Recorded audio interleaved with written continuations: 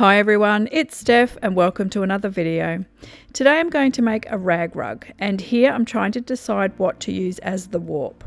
I've got this linen, I've also got this white 7/2 cotton, but I'm going to put them aside for now. These are the colours that I've chosen out of clothes that I don't wear or my family doesn't wear anymore.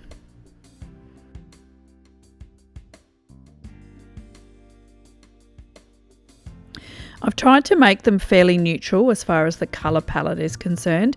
So just looking at black, white, grey, and I think there's a couple of very neutral greens in there as well, just to give it a little bit of colour. I've got an old sheet here as well, so I've also picked up this grey cotton, which I will use in between the rags to give the rug stability. To prepare the strips, what I'm doing here is just cutting off hems and any bulky bits and pieces, and when I've got a rough piece of fabric, cutting them up or ripping them. I haven't been very precious about it. I've literally just gone roughly by about an inch wide for each piece, and I'm just ripping them apart and then popping them in the basket ready to weave with.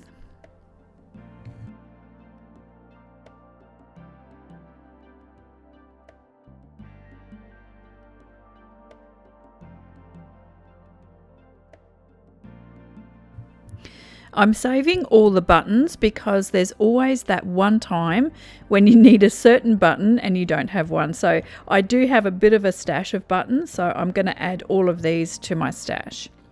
Some of the fabrics it was easier to cut instead of ripping apart. So those ones again, I just cut into rough inch wide strips, and I continued on until I had this big basket full. At this stage, I've got no idea how much I'm going to need, and in the end, I probably only used about a third of that. So I ended up deciding on using black 8/4 cotton for the warp. I had these two almost used up cones, and I was hoping that this would be enough.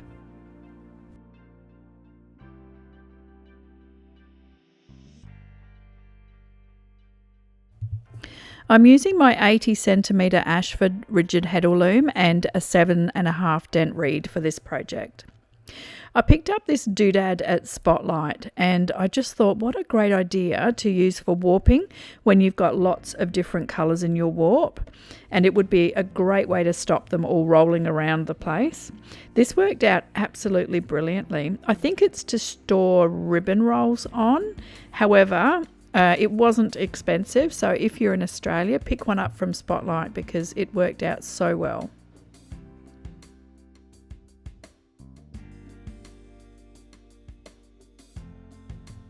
I did run out, as you can see here, of the 8/4 black cotton, so I just tied that string off and then went back and had a look in my stash to see what else I could use. I found this 8/4 charcoal grey, but I also found some black 8/2 cotton. I decided to use the 8/2 cotton doubled, as you would never know that it was 8/4 single or 8/2 doubled in the warp, so that's what I ended up using for the last third or so of the warp.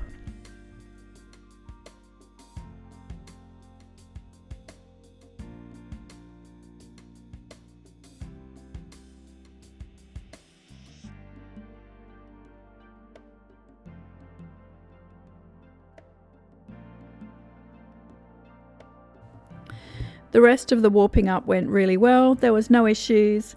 It was easy and relatively quick as it was just one colour. Once I'd finished, I wound on towards the pegs just using some cardboard as a warp separator. Once I wound on, it was time to start threading, and this was super easy. A third was already done because I'd used the 8/2 cotton doubled. With the 8/4 cotton, it was just a matter of taking one thread from the slot and moving it to the hole on all the way across the warp. Once that was done, I tied on using the tie-on method using small bundles.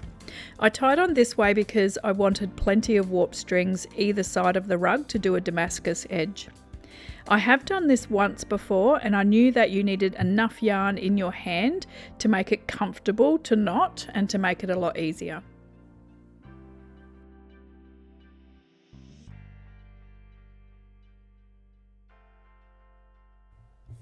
Once everything was tied on, I've spread the warp with some scrap yarn, and now I'm just doing about 3/4 of an inch or about 2 centimeters of a plain grey edge as a nice edge on the rug.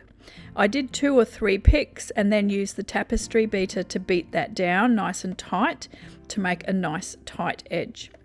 The tight edge helps to keep the rug together, and it also helps to keep the weave stable, especially when being washed. Once that was done, I got started on the rags. The weaving part of the rag rug is as follows. I did 1 pick of rag, then beat that down as hard as I could with the tapestry beater, and then I did 2 picks of the plain grey, which is a 7/2 cotton, and then beat that down as well, and that's how I did the entire rug. So the entire rug is just doing 1 rag pick, tucking in your ends, 2 picks of plain grey 8/2 or 7/2 cotton, beating all of that down nice and tight. Putting 2 picks of 8/2 cotton in between the rag picks and beating that down is what keeps the rag rug stable, especially when it goes through the wash, so that the tighter you can make it, plus doing the 2 picks of 8/2 cotton in between your rag picks is the way to keep it stable. And don't forget to tuck your ends in because you can trim them down after you're done.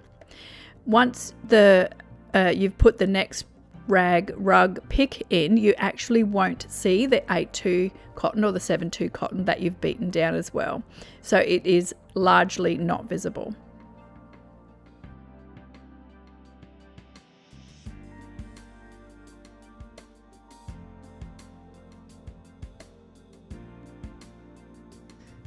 There are a couple of choices for using your rags as your weft.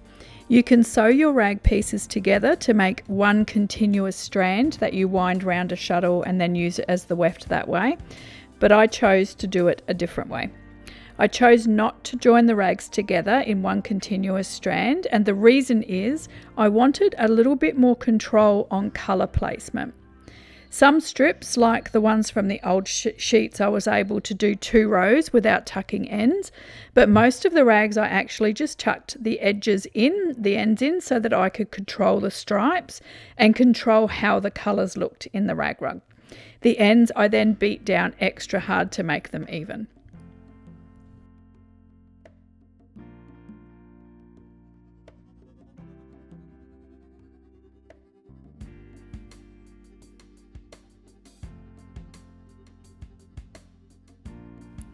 With the colour placement, I wanted to be reasonably random, but I also didn't want black stripes together or the slightly green stripes together. So I wanted the overall effect to be the white and lighter colours, a little bit of green, a little bit of grey, and then back to white and then a stripe. So I followed this rough pattern, I guess, throughout the whole weave. It's also quite hard to get a perfect straight line when you're doing a rag rug on the Rigid Heddle. I find it doesn't make too much of a difference to the rug itself. As long as it's a rough straight line, it doesn't seem to affect the actual rug and its function.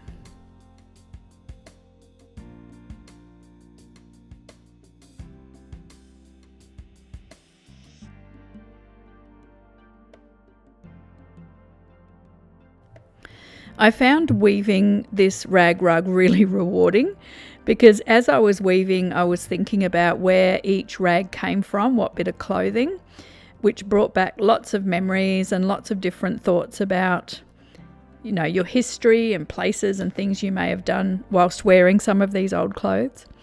I did a majority of this weaving in one day, so it was actually quite an easy and relaxing project to weave.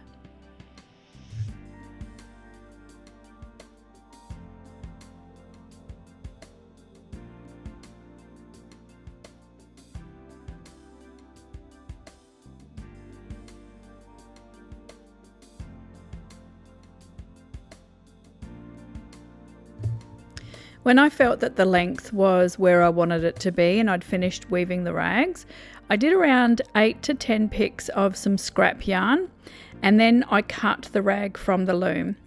I didn't bother with knotting the ends because I'm going to do the Damascus edge before I actually put this in the wash. So once I had it off the loom, I snipped off all of my tails and snipped them off relatively close, but leaving just a little bit on the other side. And this doesn't affect the rug at all, but it does give it a right side and a wrong side. The Damascus edge is really easy.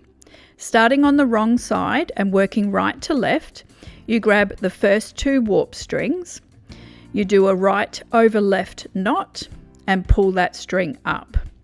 Then you use the string that you're holding onto, that becomes your right string, and then you grab the next warp string.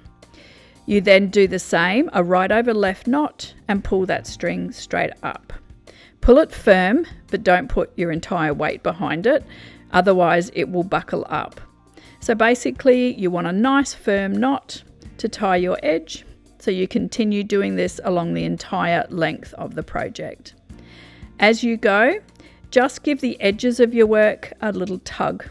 This will stop it from buckling and actually keep the knots firm, but also lined up and looking neat. As you move across, just remove all of your scrap yarn as you go. I ended up trimming mine just a little bit to make the yarn a little bit more workable. Also, if you are left-handed, you can absolutely work left to right and do a left over right knot, just starting on the wrong side. Once you're done this across the entire warp, you can then stop there if you wish. This is called a single Damascus edge. You can actually get a tapestry needle and just weave those ends in if you don't want a fringe. If you want to do a double Damascus, which is what I'm doing today, flip your work over and do it exactly the same, right to left on the right side. So you're knotting across the entire warp, giving it a stretch every so often. And again, you can get a tapestry needle and flip the work over to the wrong side and then weave those ends in, or as I'm doing today, I'm just trimming a very short fringe. As always, thank you so much for watching. I hope you enjoyed this video. If you wish to help my channel, please click the like button, especially if you found the video informative. If you haven't already, please subscribe so you don't miss any more great ideas coming up.